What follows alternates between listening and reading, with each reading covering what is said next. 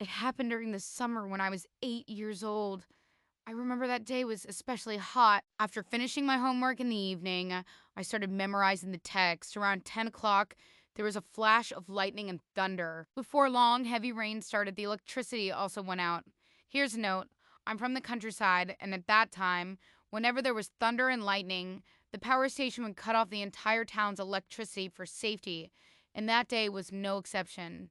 The whole house became pitch black. At this moment, a strange scene occurred. In the lightning, the 68-year-old grandmother was sleeping at the other end of the kang, slowly getting up and singing the song, embroidering the golden plaque with an eerie smile on her face. His hands formed the posture of an orchid finger.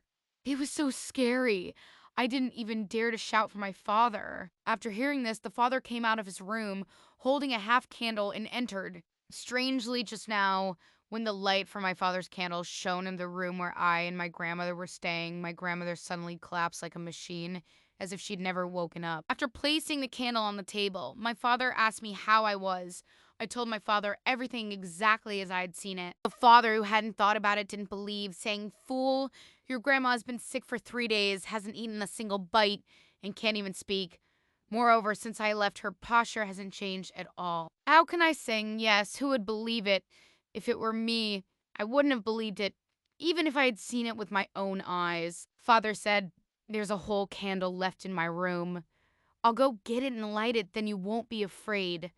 Saying that, he went out. At that moment, the person behind Grandma started singing again. Still the gesture of the orchid finger. Still the eerie smile. At that moment, I was terrified, didn't even have time to put on my shoes, and ran barefoot in my father's room, bumping straight into his arms right at the door. This time, the father also heard it. When he carried me into the house holding the candle, my grandmother was still in that posture, singing. At this moment, the father felt something was wrong and quickly put me on the chair. He picked up a knife that had cut the watermelon at noon and slammed it hard onto the cabinet at the head of the bed, muttering, "No matter what you are. Ghost. I'm not afraid of you at all. If you don't leave quickly, I'll kill you with this knife today." Just as she finished speaking, Grandma let out a laugh, then lay back down mechanically. That night, my father kept watch over me and my grandmother all night on the Kang. The next morning, the father invited a yin yang master, a person with supernatural powers. The man entered the room and approached his grandmother, tying a red rope into a strange pattern. He talks to the air, asking things like, "Who are you? Why did you come there to harm people?" and other words that others can't understand. After finishing, the father prepared some paper money, a stick of incense, and a bowl of bran. The husk left after wheat is milled into flour.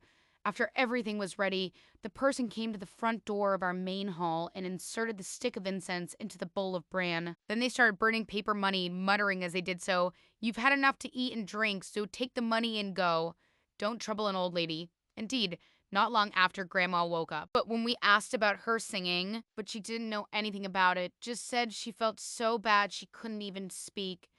How could she possibly sing? Later, the hermaphrodite told us that she was a woman who had been singing all the way here since 1960. I didn't expect that area had been suffering from drought for years, resulting in poor harvests.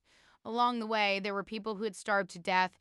At that time, even if you had money, you couldn't buy food. Later, the woman started begging, however, in that era, everyone was struggling to feed themselves, let alone have anything to give her. Not long after, the woman died of starvation.